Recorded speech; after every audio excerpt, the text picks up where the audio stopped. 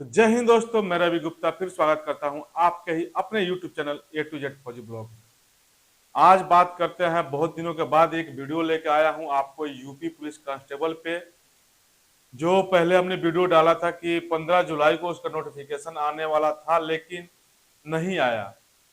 तो बात करेंगे उसी पे। उस समय टेंडर जारी नहीं हुआ, क्या नहीं हुआ, बहुत से बात चले, टेंडर भी जारी हो गया, सब कुछ हो गया, लेकिन फिर भी उसकी वैकेंसी नहीं आ रही है आपको यूपी पुलिस कांस्टेबल की। जो यूपी पुलिस कांस्टेबल की जो वैकेंसी है, मतलब 2018 के बाद अभी तक नहीं आई है और 24 को टच करने वाले हैं, यानी टोटल 6 साल होने वाले हैं।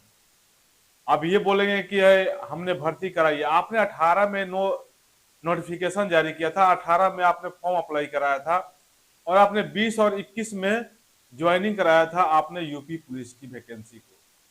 बहुत से हम ड्यूटी में जब पीरियड में जाते हैं तो वहाँ 20 और 21 वाले बच्चे जब हमें मिलते हैं तो उन्होंने बोला हमने 18 में सब कंप्लीट किया था, लेकिन हमारा ज्वाइनिंग 20-21 में कराया गया था और उनको सीनियरिटी जो था 20 और 21 को ही दिया गया है। तो कहीं ना कहीं अब ये भर्ती बोर्ड की कहीं ना कहीं गलती है कि समय समय से भर्ती करा नहीं पाते हैं। अभी आपको जुलाई में आने वाला था, अभी कोई नोटिफिकेशन नहीं आया, इस पे कोई चर्चा भी नहीं है। अभी नवंबर, अब दिसंबर होने वाला है, 2 महीने का टाइम है। देखिए, अगर बोर्ड चाहे तो करा सकती है। लेकिन जब बात करते हैं ये भर्ती बोर्ड का ना, तो जितने भी ये वैकेंसी जब आती है तो जो हम कोई बड़े पद के लिए हम अप्लाई नहीं करना चाहते, हम बड़ा पद आदमी नहीं बनना चाहते हैं। एक कांस्टेबल की भर्ती के लिए कितना हमें इंतजार करना पड़ता है।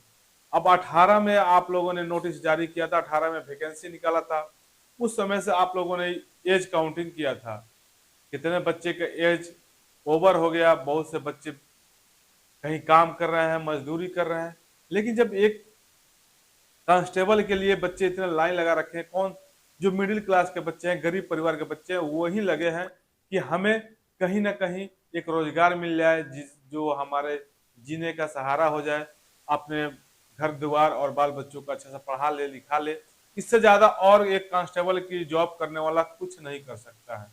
बड़े बड़े महल नहीं बनवा सकता है, बड़े बड़े कोई काम नहीं कर सकता है। बस यही है कि अपना वो छोटा सा परिवार सुखी से चला सकता है। जो भी है 30 साल, 40 साल, 60 साल की उम्र तक वो अच्छा खासा अपना गुजारा कर सकता है। इसलिए कांस्टेबल की वैकेंसी के लिए इतनी लाइन लगती है, और लाइन लगते हैं हमारे जैसे और आपके जैसे गरीब मिडिल क्लास के ही लड़के। कोई अंबानी का, अडानी का बच्चे तो इसके लिए अप्लाई करेंगे नहीं, उसके लिए तो देने में है। लेकिन लाइन में लगता है हमारे जैसे मिडिल क्लास के बच्चे, और हम इसकी वैकेंसी के लिए इंतजार करते हैं। और गवर्नमेंट के कहें या भर्ती बोर्ड को कहें, उनको लगता है कि शायद हम उनकी पूरा सत्ता हासिल करना चाहते हैं, उनके नीचे से सीट छीन लेना चाहते हैं।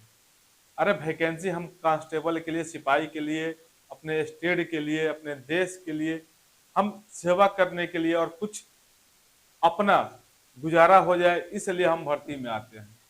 अगर हम भी पैसे वाले होते तो हम भी बिजनेस करते, और सब बिजनेस करेंगे तो वाकई में देश की सेवा कौन करेगा। अब बात करते हैं जो देश की सेवा के लिए आते हैं, तो देश की सेवा सब करते हैं, लेकिन अपना भी सेवा करना है, उसमें अपना भी गुजारा करना है। तो ये भर्ती बोर्ड अभी 6 साल हो गई है, अभी नवंबर में आएगी कि दिसंबर में आएगी, इसका कोई कंफर्मेशन नहीं है। पहले तो एक इनके पास बहाना था कि कोई भर्ती बोर्ड का टेंडर नहीं मिल रहा है, लेकिन अभी टेंडर भी हो गया, टेंडर जारी भी हो गया, सब कुछ हो गया, लेकिन फिर भी भर्ती का कोई नोटिस नहीं आ रहा है, कोई भर्ती नहीं हो रही है। तो कहीं ना कहीं भर्ती बोर्ड का डिले है। तो देखिए, इस पे कैंपेन बहुत बड़े बड़े जो यूट्यूबर हैं, जो वीडियो बनाते हैं, आपकी एजुकेशन के लिए क्लास चलाते हैं, आपको कोर्स बेचते हैं, आपको तैयार कराते हैं 10 दिन और 15 दिन में। बिग फैमिली है, बड़े बड़े यूट्यूबर हैं जो आप लोग जुड़े हुए हैं, बड़े बड़े, वो लोग कैंपेन चलाना चाहिए इनको। अब हमारे जैसे छोटा यूट्यूबर अगर कैंपेन चलाए तो 10, 20, 50, 100, 500 ट्वीट करके आप कुछ नहीं कर सकते। कम से कम इस भर्ती बोर्ड के कैंपेन चलाने के लिए कम से कम मिलियन में आपको वहां वोटिंग करना पड़ेगा।